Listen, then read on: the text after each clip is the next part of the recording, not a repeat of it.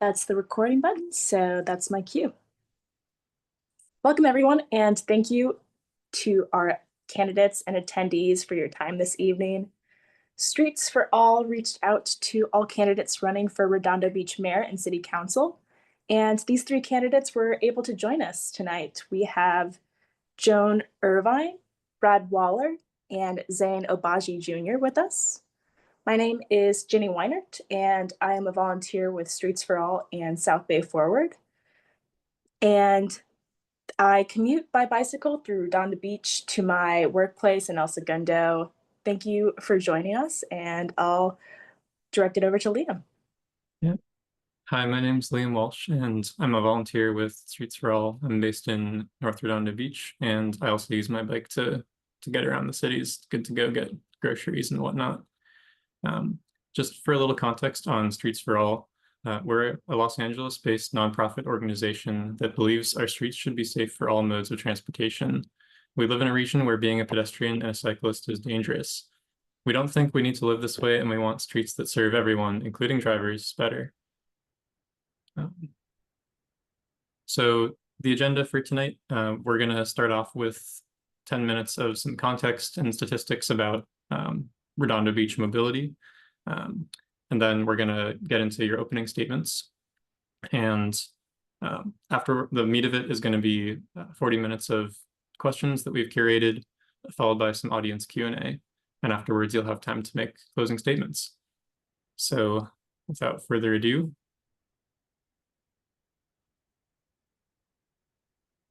so for some local context and history, in the South Bay, a lot of travel is hyperlocal. So 70% of trips within the South Bay are less than 3 miles, which is usually good walking or biking distance.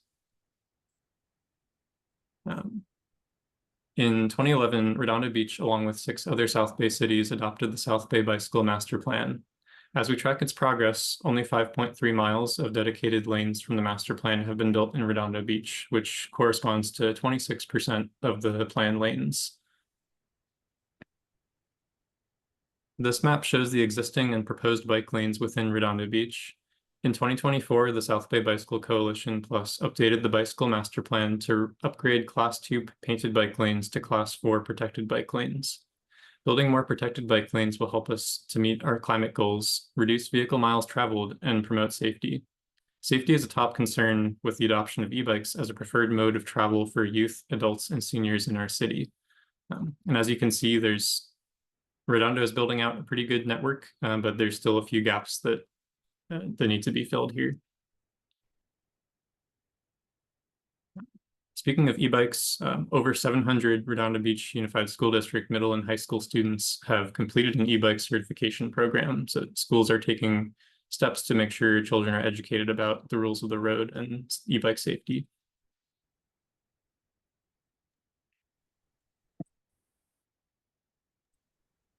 Looking at transit, Redondo Beach runs Beach City Transit, our local municipal bus operator.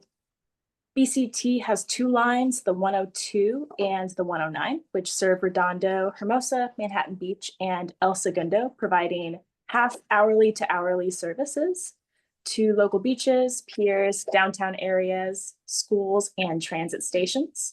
Together, both lines provide over 1,300 daily trips.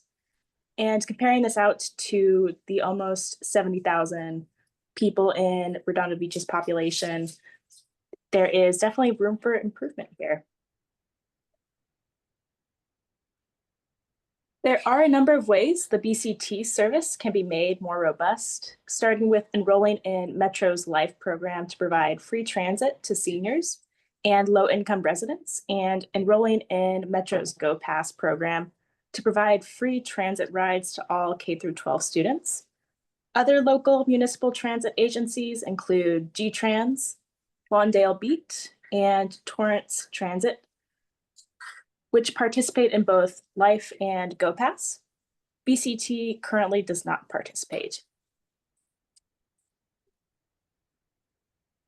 This map here shows all car, bike, and pedestrian-related crashes in our city, resulting in injury or death in the 5-year time span from 2019 through 2023. As you can see, 10 people died on our streets and during this period, and on average, 4 people are injured every week. Our main arterial roads are dangerous for all road users, drivers, cyclists, and pedestrians. An approach to safety the city has begun to implement is to balance the 3 E's of education, enforcement, and engineering. At Streets for All, we really believe in making streets safe for all modes of transportation. Things like protected bike lanes and traffic calming make streets safer for everyone, including those who drive.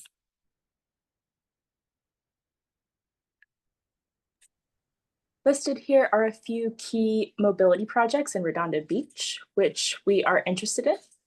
We have the new pedestrian and bike facilities in Redondo Beach, where the city has implemented leading pedestrian intervals and bulb outs at intersections.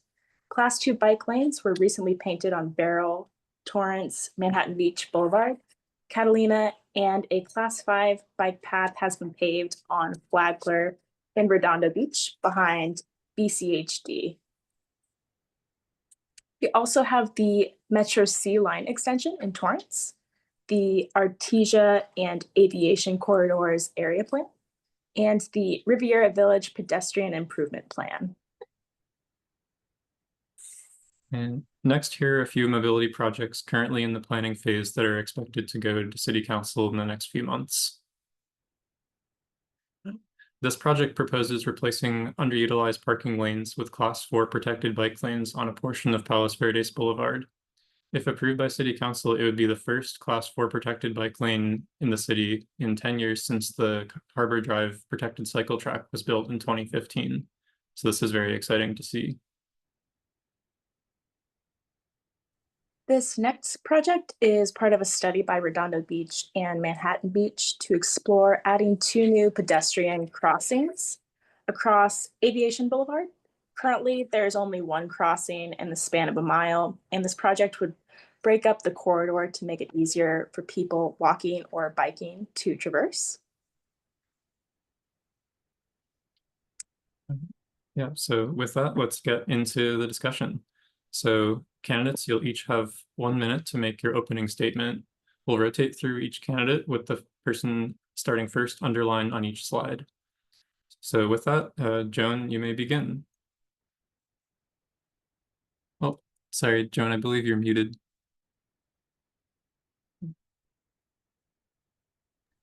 Oh, okay, great. There you go. I'm Joan Irvine. I'm running for mayor of Redondo Beach. Thank you very much for asking me to participate in this. I was a cyclist for about 5 or 6 years. I belonged to the Beach City Cycling Club. So I became very, very aware of some of the issues with bike lanes and with being in traffic and etc. So I really do appreciate the fact that they are doing all these bike lanes in the city. And I think, as you said, it's not just for cyclists, but it's also for people walking. It's also, it's just for protection. And the e-bikes, I want to get into that later. But I think having forums like this and that you're focusing on these is so important. And in fact, in my own life, I have for the last probably 30 or 40 years tried to live close to what you would call a community street so that I would not have to drive that much. I probably drive less than 500 miles a month. And I moved here so I could do that. So just very important that we aren't always in our cars and we have other forms of transportation. So thank you very much and look forward to answering other questions. Great, thank you. And Brad, go ahead. Hello all, my name is Brad Waller and I'm a 38-year resident of District 1 in Redondo Beach. My business is here in Redondo Beach, and in the summer months, I actually do ride my bike from home to work. I'm lucky I have only a short stint on Torrance Boulevard, which I know is the worst, and the rest of it I can generally be along the Strand, which is a nice safe bike path. I also had 8 years on the Redondo Beach School District Board of Education. So everything you talk about the students, I'm very familiar with, and the student safety really is my #1 priority when I think about the bicycles as well as the buses. Not having the reciprocal arrangement with Beach Cities Transit really is a big impact for our students. And so that's something I would definitely advocate for.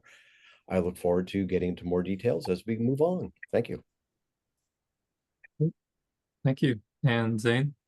All right, thank you, Liam and Jenny, for hosting this. I really liked your opening presentation, gleaned some information on that, screenshot it actually, so I can talk to our bus services department about that Beach City Transit. I will say that it's been a top priority of mine to expand the bicycle master bicycle plan in North Redondo since I got elected, including giving North Redondoans an easy way to get to the beach with signs and the like.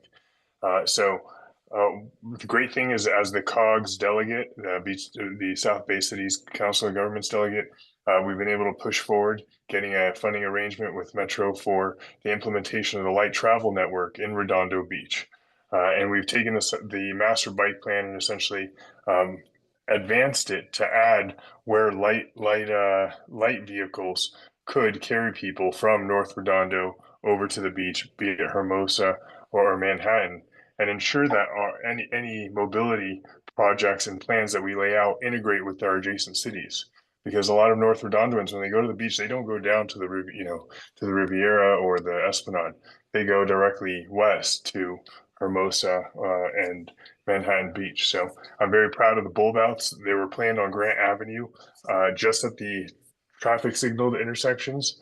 And I got those implemented at every single intersection because wherever people are crossing, we need that added safety and security that bulb outs provide. So thanks. Yep. Thank you all for the intros. All right, so now to jump into the questions. So in our overview, we shared that only 26% of the dedicated lanes of the bicycle master plan in our city has been built. Given how dangerous our streets are and how people get around by e-bike, we need real leadership and consensus around building protected bike lanes. So the question is, will you support the build out of protected bike lanes around the city with the South Bay Bicycle Master Plan, even if it means removing car lanes or street parking? Furthermore, what will you do to help accelerate the delivery of the full network of protected bike lanes? And feel free to list specific projects and streets that you see as priorities. And we'll start with Joan. Well, first of all, I do support the bike lanes because it's very important, especially when you're talking about the children and you're talking about, the e-bikes, those, and I want to get into that more later, but, with the e-bikes, we really need to provide a way that students can be safe in what they're doing, because right now they're just, I hate to say, a lot of them are just all over the place. And it really, especially in like Riviera Village, it really is presenting a problem. I mean, I've been very concerned that, I would just hate if I ended up hitting a child, but when they come out of nowhere and they're not using the bike lanes, it really is scary for both the e-biker and for the person that might hit them or be hit by them. So that I think it's very important that we build this out. I know that, I totally appreciate about, removing some car lanes or street parking. However, it's really going to be based on where it is, because I know, and Zane can probably, talk about this more, up in Artesia, the removing of car lanes or street parking is really going to be much more of an issue. And as far as to accelerate it, to me, my tagline is keeping it real in Redondo, and where's the money going to be coming from? So I think that's going to be, you can say we're going to do it and it sounds really great and it's good optics, but if you don't have the money to do it, then, all of this is talk. Okay, thank you. And Brad, sorry, I forgot to start the timer on that one. All right. So yes, I do support the build out of the bicycle lanes around around the city. Here in District 1, my priorities would be Prospect and Palos Verdes Boulevard. I know Palos Verdes Boulevard is getting close, and actually, since you created your map, Nob Hill has been painted. So that's been done. I would balance lanes and parking in general. If you reduce the lane but allow the parking, that also slows down traffic. And that's a good way of improving safety. When you still keep the 2 lanes of traffic, you end up sometimes not taking care of the car problem, while allowing the bicyclists to go and keeping them a little bit safer, but you still have car versus car and car versus pedestrian at intersections as an issue. As Joan said, accelerating delivery is based on money, and perhaps we can find some grants if it's related to beautification and bike lanes and traffic calming. Okay, thank you. And Zane?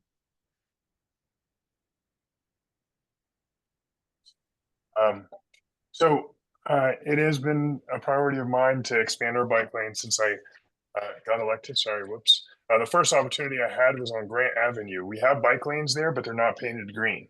So my first year on council back in 2021, my first budget, I funded with about $60,000 or $80,000. The city council funded green bike lanes for Grant Avenue, but we still don't have those green bike lanes.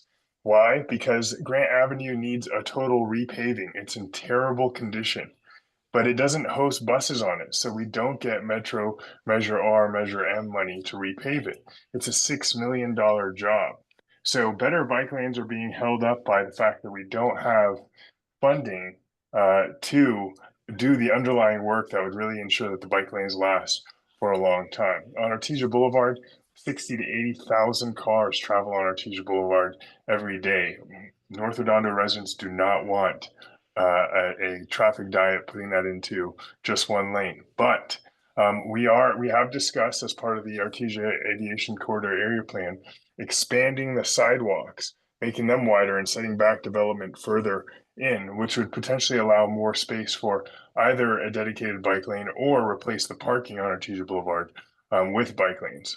Alternatively, what we could do, because there are one-way residential streets on either side of Artesia Boulevard, better demarcate those as the way to travel east and west in North Redondo around Artesia Boulevard, so that a person doesn't have to compete with that heavy fast traffic on Artesia Boulevard.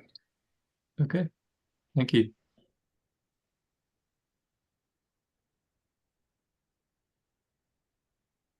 Next question.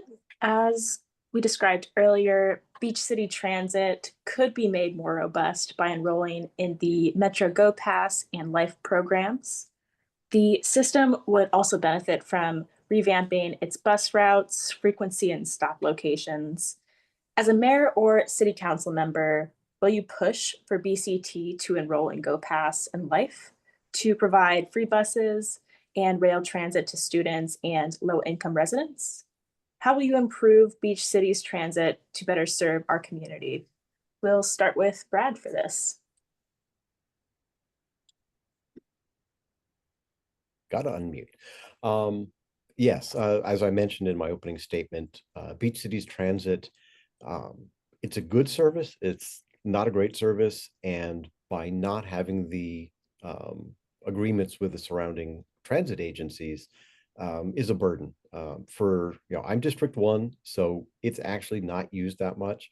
But as a school board member, it was a big issue. We've got students up in the north part of the city that takes an hour to get to school by bus if they catch the bus, and it's not full. So there's a lot of issues there. So I would really love to be able to increase the frequency to be able to support our students and make sure that we have those agreements with the other agencies so that if they have that pass, then they're not paying as much money or not paying at all, depending on all the levels of passes, whether it be students or seniors or any, the monthly passes, things like that people can get. Thank you. Next, we will go to Zane.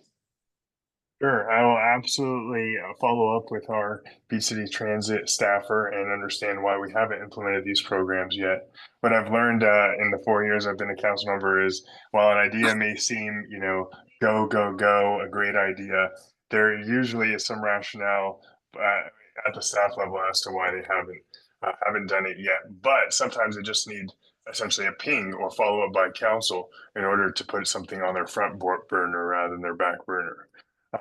So yes, I absolutely, like I said, I took a screenshot of those programs and we'll be sure to talk with them about that. Brad Waller is right that the buses really serve our North Redondo residents to get down to Redondo Union High School, and ensuring that they're available and serve the students, ideally free, would be a fantastic thing to do. Thank you. Next, we will go to Joan.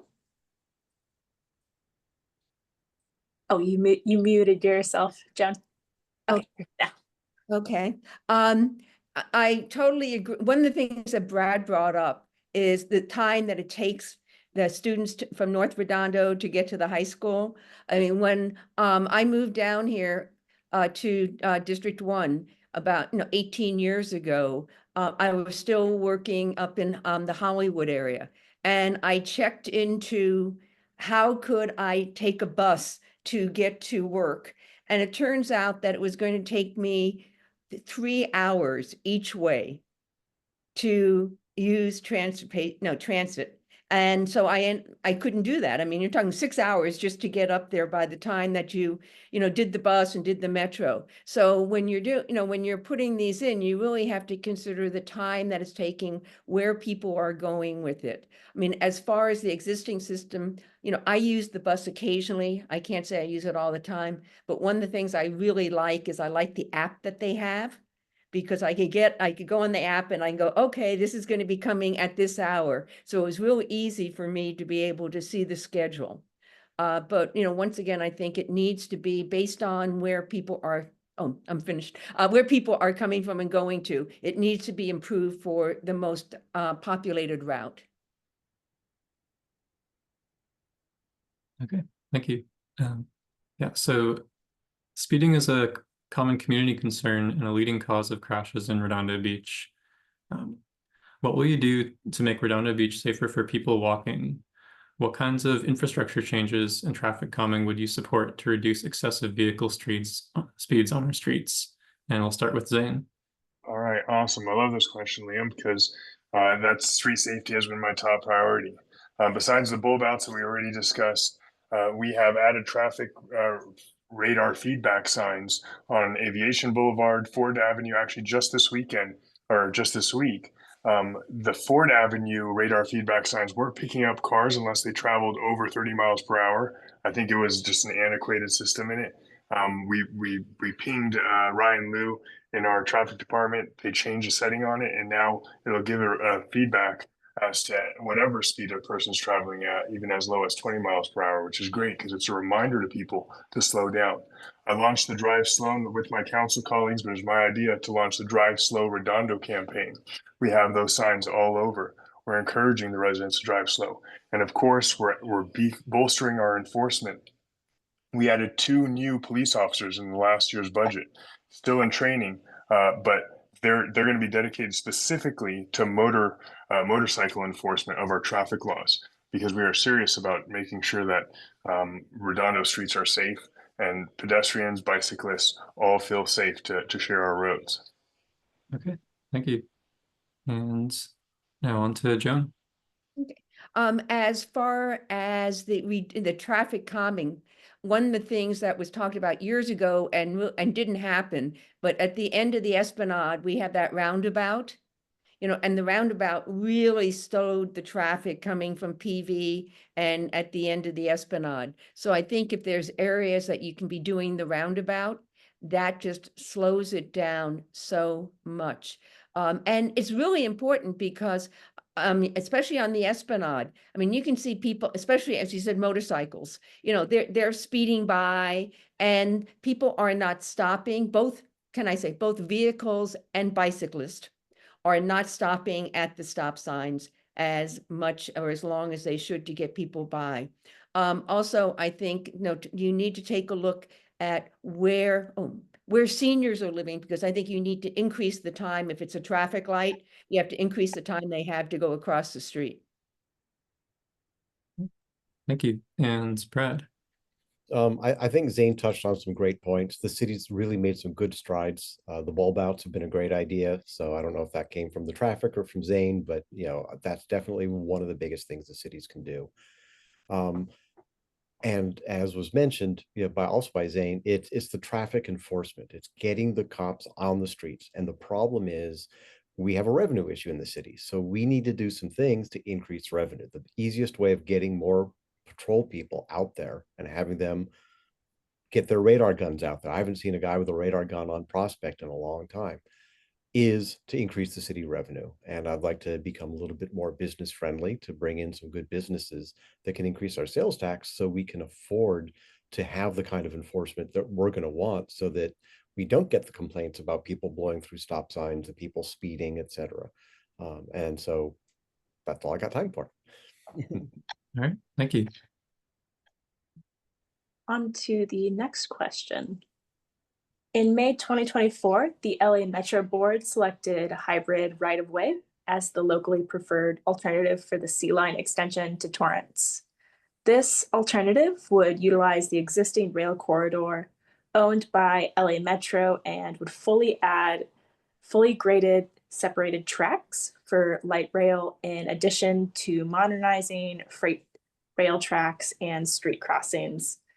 Streets for All has advocated for this locally preferred alternative together with Redondo Beach residents because, quote, it is more financially feasible, connects directly to the Redondo Beach Transit Center for seamless bus and bike connections, adds new neighborhood bike walk trails, and provides much needed modernization and safety upgrades to the freight corridor for people who live there, unquote. Redondo residents have spoken passionately to LA Metro in support of the project, both for and against the locally preferred alignment. What do you think about the hybrid right-of-way option selected as the locally preferred alignment? And what will you do to ensure this project gets built? We will start with Joan. And on this one, I must say I have not been as involved with this. I know as far as the extension line, they want it to be, in Torrance and not and onto not in Hawthorne and not where they were talking. But Zane could talk much more about this because he's been involved. Okay, we'll hand it over to Zane. Okay. All right, thanks, Jenny. So I'll agree to disagree with you on this, that the locally preferred alternative of the city of Redondo Beach and its residents along the right-of-way is the Hawthorne Boulevard option. So we've been engaged on this issue. We do want an extension to Torrance to be built. Our preference is for it to go down Hawthorne Boulevard, where we know that by Metro's own models, it would have higher ridership, which is what we desire for Metro for it to be used. While it was more expensive to go down Hawthorne Boulevard, I've been a proponent of transformational projects, including the Inglewood Trans Connector, that really give people 1-seat ride or 2-seat ride from destination to from place of origin to destination without grave inconvenience, without walking to a place that's undesirable. So we will continue to advocate for Redondo Beach's position that Redondo Beach. That the Metro going down the Sea Line extension going down the Hawthorne Boulevard will potentially impose environmental impacts that Metro hasn't studied. But at the same time, we're going to work with Metro to ensure that if they do go down the right of way, that they take into consideration the concerns of our residents regarding noise, vibration, danger from derailment, etc., because it's a tight space for a freight train plus Metro cars. Okay. Thank you, Joan and Brad. Next, we will go to, sorry. Thank you, Joan and Zane. And next we will go to Brad. Sorry about that. Not a problem. I see why Metro would choose where they chose. It's money. That is the one thing. However, one of the things I have learned about city politics is I'm District 1. I need to defer to districts 3, 4, and 5 that are directly impacted by that.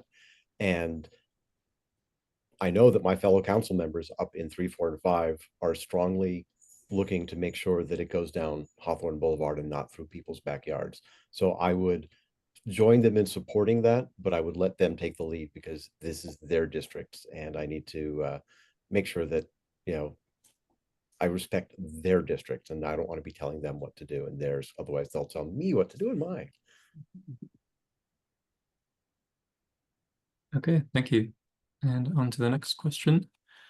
So more broadly speaking, Redondo Beach voters were among the 71% majority that voted in favor of Measure M in 2016.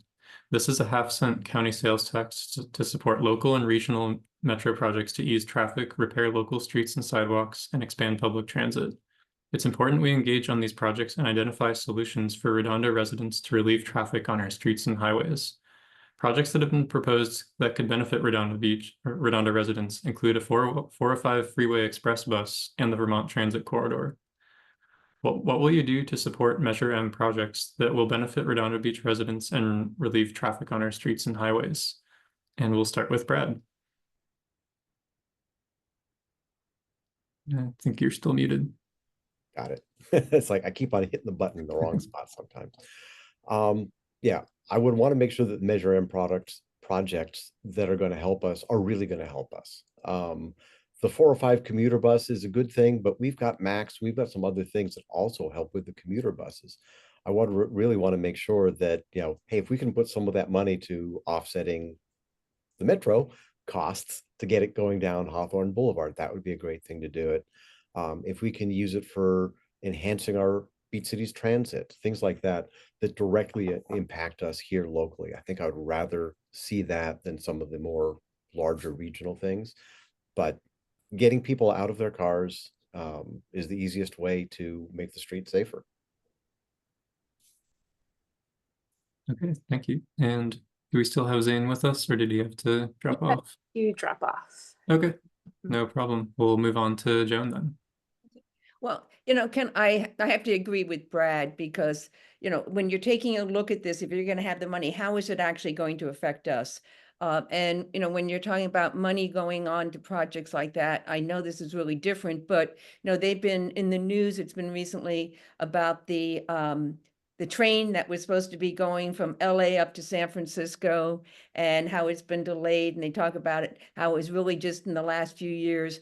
I actually voted for the tax back in the late 80s or the early 90s, the first time for it. And they have never built it. I mean, or they're building parts. And there's been several other bills that have increased taxes in order to do that. And nothing has happened. So I would really need to see that the money, that there was a definite timeline on the project and where the money was going to. Otherwise, I'd be really concerned that it would just be one of these ongoing projects that nothing happened and it was a waste of money. Okay, thank you. We'll go on to the next question. We've shared a number of planned and future bike mobility and pedestrian projects, but we'd like to hear your ideas. What is a priority complete streets, safe streets, bike or pedestrian project in your district or citywide? And how will you commit to getting it done? Joe, you're up first. Well, as you said, things have been happening in Redondo already. And you know, Catalina now has the bike lanes with the green, you know, bike lanes, which is absolutely wonderful. But also if you're talking about, you know, safety, I mean, right now, to me, one of the big concerns is the e-bikes. Because I was almost attacked. They tried to attack me when, you know, I was taking a picture of some kids who were blocking entry into a shopping area and all that. So I think it's really important that if children and adults are going to be using e-bikes, that they really do get the training. As you said, there's 700 students that have gone through a program, and that was just implemented when there was all these issues last May. So training is so important, and you have to have both the parents and the children involved in it. And the children and adults need to respect the rules of the road. Thank you, Joe. Next, we will go to Brad. Well, you've got a perfect picture for this. That is Riviera Village that you're showing there. I'm on the board of the Riviera Village Association Business Improvement District, and there's a lot of things we're doing there. But one of the lofty long-term goals that we have is make it easier so that Catalina Avenue through the village can be closed and be a pedestrian street. Now, it's not that it would always be closed, but if we, you know, one of the things we've looked at are ballers that come up or down, or some being ways of closing it, but we can start off small. Let's close it for a few weekends over the summer and see how that goes. And eventually, maybe we can actually have it closed for extended periods of time. And what that does is it basically puts all the pedestrians there, and it becomes a nice big walk street where we can go off and shop and dine and meet people. You can see the bike racks that we've got there. We're encouraging people to bike there. So there's a lot of things that can be done in the Riviera Village area specifically for bicycles and pedestrians. Thank you, Brad. So the Artesia and Aviation's Corridors Area Plan was initiated in 2018 to revitalize the main streets of North Redondo. This includes various elements to drive foot traffic into local businesses, including pedestrian improvements such as crosswalks and benches, as well as connectivity improvements like protected bike lanes and transit stop improvements. This also touched on land use and parking reform. In 2023, the city relaxed parking requirements in this zone to 1 space per 300 square feet. And last year, they increased the FAR here to 1.5. What is your overall vision for the Artesia and Aviation Corridors Area Plan with regards to mobility? How would you expedite this investment for our community? And we'll start with Joan. This is going to be an interesting one because there's opinions on both sides of this.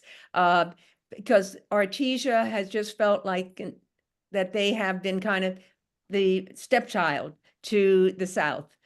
And what they're concerned about is the businesses are concerned about the fact that if they do add a bike lane, that it's going to be affecting the businesses, people coming into it. And what's happening now is, thankfully, there's a group that is taking a look at Artesia to see how they can make it into a community hub. You mentioned the FAR. If with the FAR that they could build up, bring more people into living in Artesia, maybe mixed use. I think mixed use is very important because then you can just walk downstairs to your merchants and get what you want. You know, you can walk around. It creates community. And I think that's one of the things that can help if you do things like that, that people are going to stay in their community and they're not going to be venturing out all the time in their car. Thank you. And Brett? Joan touched on the mixed use. That's a great way of keeping people, basically keeping cars off the road. If nobody has to get their car to go anywhere, to go dining, go shopping, etc. But the other issue that you talked about a little bit is the parking. And the way that Artesia works is you've got a lot of narrow lots. And so they've got a few parking spots. Each one has a few. If somebody wants to do something, it gets very difficult because there isn't enough parking in that one spot. There is a group of people who've got an interesting vision where they're looking to see if they can actually get an entire block purchased and redeveloped as a whole, because what that allows you to do is allows you to have a much better mix and have reasonable parking, because now you're dedicating an area for parking, and then the whole other area is for everything else you want to put there. And I would love to see that come out. Okay, thank you. Okay, next question. The Redondo Beach Transit Center opened in North Redondo, adjacent to the South Bay Galleria in 2023 after 20 years of planning and 3 years of construction. It was funded by federal and local transit dollars for $15 million. The facility offers bike racks and secure bike lockers, 320 parking spaces, public restrooms, drop-off areas, and 11 bus bays served by Metro, Beach City Transit, G-Trans, Torrance Transit, and Lawndale Beat buses. Have you used the Redondo Beach Transit Center? How would you improve connections to the transit center and promote use of this $15 million investment? Do you support the development of transit-oriented housing around here and other transit stations? We will start with Brad. I have not used it. I'm not that much of a bus rider. I've done the trains, but the buses not so much. I have not used it. I've been by there a lot.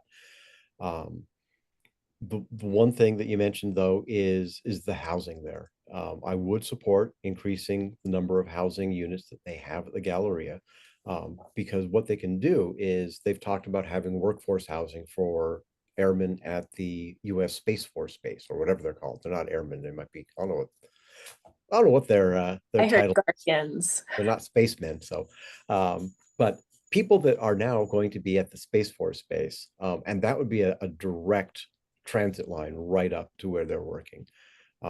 So depending on where the Sea Line goes, the Metro line goes, that transit center is really going to become far more popular. The parking is great though. Thank you. Next, we will go to Joan. I like Brad. I've only passed by it. I have not used it, but I do like the fact that if you can build housing around a transit center, what you're going to find is people are going to be using that. People are going to locate there if they know that it's not going to take them 3 hours using a bus, to get to, where they need to be. However, with talking to some people, there is some concern, because if you bring that many more people into North Redondo, somebody told me they were concerned about the increase in students, and supposedly, and Brad could, address this if there's time, that the schools have too many students already, and if you bring in more people, it's going to affect the school system. So these are kind of the unexpected, unintentional consequences when you're talking about this. But I do support it, and I think it would be a great place, and you're not going to have to use your car as much if you can use the bus, right? Walk outside and use the bus. Thank you, Joan. So that was our prompted questions. We will now move on to audience questions, and we invite you to submit your questions using the Q&A feature on the Zoom toolbar. I think I've seen a few. Actually, no, that was from Zane earlier, so.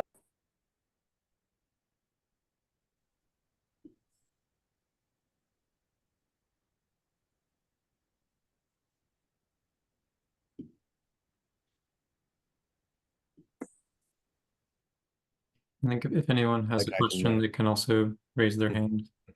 While we're waiting for that, I'll elaborate on what Joan was saying on the schools. When I was on the board, we had increasing enrollment. Since then, basically since COVID, enrollment everywhere has been decreasing. Redondo Beach, not quite as much. But when developers come in and come up with a project, they will do some sort of a study, and that says, we're going to have this mix of 1-bedroom, 2-bedroom, 3-bedroom units. And based on that, we expect this many elementary age, middle school age, and high school age students are going to come out of that. And the Galleria developers were working with the schools when I was there specifically to talk about that and would it be a burden or not. So I would hope that whoever is going to be doing it when those housing units get built are cooperating with the schools and figure out, is it a burden or not? And if it is a burden, if they compensate the schools accordingly. And can I just make a comment on that? Having been raised at a time when I'm a baby boomer, and all of a sudden all the schools were the classroom size. I mean, when I went to a parochial school, and I think we had believe it or not, we had 40 students per classroom, and we had to have 2 classes of each grade, and nowadays, Brad, you would know how many students are in a classroom normally. 35 is what it's supposed to be max at the upper grades. They're allowed up to maybe 38, I think. Okay. At the lower grades it's 20, and I think each of time they're allowed to go +3 if they have to, because of not creating a new class just because you've got next with a few kids. Okay. And so I think it's important that as we're, looking at this, that really is considered, because that's going to affect the education that the students are getting. Okay, we do have a few questions coming in, so we can start with this one from Alex. I'll just read it here. So, are there any other municipalities, either in LA County or elsewhere in the country or world, that you see as doing a good job on transit and mobility? And what can we learn from those cities to help improve Redondo? We can start with, I guess we'll go to Jen. Well, can I say, having been raised in New York City, the transit system there was always great. You did not drive into the city. My father, for many years, he would drive to the train station, but then you would take the train into New York and you take the subway. So New Yorkers got used to that you didn't travel. In fact, it's interesting because now in New York, they've added a surcharge. So if you drive into the city, there's something, I think it's like a $15 a day surcharge for driving into the city. That's in addition to paying for the tunnel or the bridge. So that I think that you need to be, looking at like what New York has done, or when you go to London or you go to Amsterdam. I mean, you don't rent a car, or Paris. I mean, you use the public transportation because it's so easy to use. So I think we need to take a look at those. I know they're much larger cities, but if we can learn from that and see what we can be doing with that to make it so that we don't have the additional traffic, because one of the things that they always talk about when there's projects or anything is always talking about that there's the concern for the increased traffic. Okay, thanks. And how about Brad? Yeah, I lived in Boston for 5 years, and Boston was a place where it's, you're taking the T. If I'm going downtown Boston, we're taking the T. There's no consideration of driving. But Boston's a much smaller city where you're able to do that. Los Angeles is far more spread out, but then again, so is San Francisco. And when I go to visit my sister in San Francisco, we fly into the airport, we take the BART out to Pleasanton, and she picks us up. So there are things that can be done even in earthquake-prone large cities, very similar to that. So I would say for Los Angeles, BART would be closer to the model that I would look for. And BART does have, buses and other things too. People think about BART as just being the trains, but there's more to it than that. But having a good train system that runs often enough is the important thing. And when the trains are every 20 or 30 minutes, you can't get anywhere. Can I add something? Sure, we have time. Okay. I lived in San Francisco also, and then I lived in Oakland. And the BART was great. And when I lived in San Francisco, I had my bus pass that went from the marina area to downtown. It was $23. That's how long ago it was. So I sold my car. I got a motor scooter so I could have a little scooter if I needed to move around. And then I knew that if I wanted to if I needed to do something, I had a car, I would rent a car. But also what they had, which I know is kind of weird, it was the Underground Railroad, they called it. There were certain areas that if people were going into the city, they wanted to be able to use the commuter lane.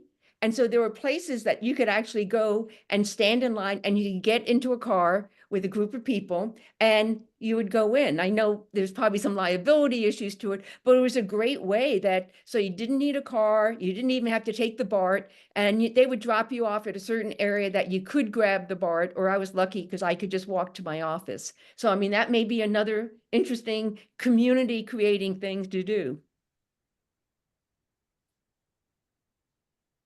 Okay, thanks. We have a few more questions coming in. Here's one. Let's see. So how would you make walkability in the village and the surrounding areas safer? For instance, cars and bikes not stopping at stop signs. And Brad, do you want to go ahead? All right. Joan already mentioned roundabouts, but Riviera Village in particular, the roundabouts can fit along with the whole theme. If we're going to close the streets, we put roundabouts at the major intersections. They'd be very large. You could put a band shell on one of them. You could put some sort of other, like a parklet or something in the others, so that it's both something that attracts people and gets used when it's closed. But having those roundabouts actually does improve the safety there. I spend my days in the Riviera Village, and so there have been times where people have yelled at me to get out of the way because there's a car that went through the stop sign at 20 miles an hour. And when you have a roundabout, you still have to watch out for the cars because they don't have the stop sign anymore, but you don't have the expectation that they're going to stop either. So that's a big thing with stop signs is I assume the car is going to stop. So I'm in the middle of the intersection walking. On a roundabout, they're supposed to yield for me, but at least I know they're going to be coming around the circle. I'll just wait for them to go by and then I'll take my walk. Okay, thanks. And Joan? Well, I love, as you know, we talked about the roundabouts, you know, in the village. The only thing about closing the streets, that means that the traffic is going to be going onto the Esplanade more, you know, because they're going to avoid, you know, they can't go in the village, or they're going to avoid it because it's slower. But I really think a lot of it is enforcement, because it's not just the cars, but it's the bicyclists, which I mentioned, that, you know, are not stopping at the stop signs. And this is it's not a good example for the kids, because I'm talking about older people.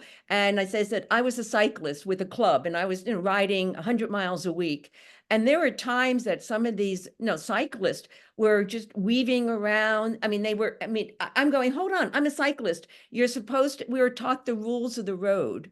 And so, you know, please do those. But I've almost gotten hit. I've seen people almost get hit. I've almost hit cyclists, and I'm a very conscious driver, but you can tell when they're not going to be stopping. So I think we really need to have more enforcement of stopping at stop signs, both for cars and for cyclists.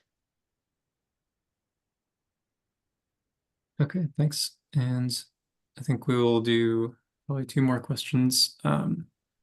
This one, so firefighting departments often impede bike lanes from being built historically in the United States because of the size of fire trucks, which requires larger lanes but end up being stuck in car traffic. Would you support mirroring fire departments in other countries that use smaller fire trucks with the same capabilities that could utilize bike lanes to reach emergencies faster? And start with Brad, or I guess we'll go. Joan can start this one. Okay.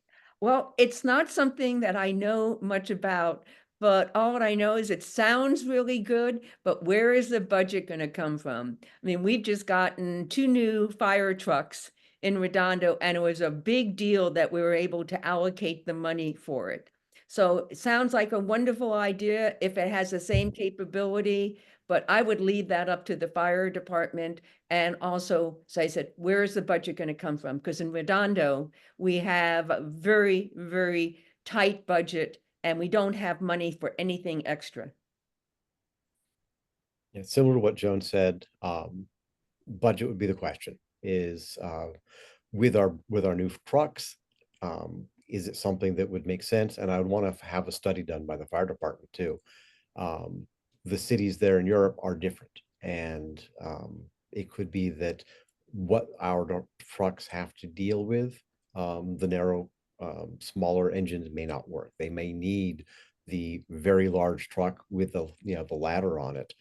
They just can't be smaller because they need to be able to reach certain buildings. So that's definitely one I'd want to hear from the fire department about. Okay, thanks. And I think we'll go to one last submitted question here. So parking permit programs are smart policies that reduce parking pressures on the street, and parking on the street is essentially a publicly subsidized storage of private vehicles. Would you support a parking permit program in areas around major corridors? And we'll start with Brad. Parking permits are an interesting thing. I've seen both the pluses and the minuses of those. Around the high school, the parking permits are basically used as a weapon by the residents to keep high school kids from being able to park when they go to school. But in other neighborhoods, I can see where it makes sense. So I like the idea of parking permits when it's needed, but a lot of times, again, around the high school, we had people that had 2 cars and they couldn't park either of them in their garage because their garage was full of stuff. So if the parking permit allows people to not use their garage for their cars, then it kind of defeats the purpose. And I would rather make sure that residents are using their cars for what they've got. And so if there was a permit, I think it would have to be limited, maybe 1 per residence. Okay, thank you. And Joan. Well, living where I do, you know, on the Esplanade, you know, the parking permits, you know, I would love it. In fact, I mean, I can get a permit for the Esplanade. And so I can have a permit for my guest I happen to be very lucky, and my apartment building, has a garage, so I don't have to worry about it myself. But you also want, it's not required because we have meters out in front and the side streets, it's not just permit only. And then you would get into, unintentional consequences is the fact that people are not going to be coming to the beach, not going to be maybe coming to the village as much because of the limited, parking. So you really have, and then you get into the, I hate to say, the elitism, of living by the beach. Because during the summer, we have a lot of people come to the beach and bring their families and get to enjoy it. And you don't want to limit that. Okay, thank you. I think that's all the time we have for audience questions. So we're just going to go ahead to closing statements now. So Joan, would you like to get started? Okay. Well, first of all, I would ask everybody that you vote for me as mayor. I won't get into all the other reasons, but I think it's really important. As I said, I have lived my lifestyle trying to be around living in places that I do not have to use my car that much, that I can walk. And I think that is extremely important. But what I've mentioned before, and I will continue on mentioning, I mean, we really have to put some rules and regs and enforcement around e-bikes, both for children and adults.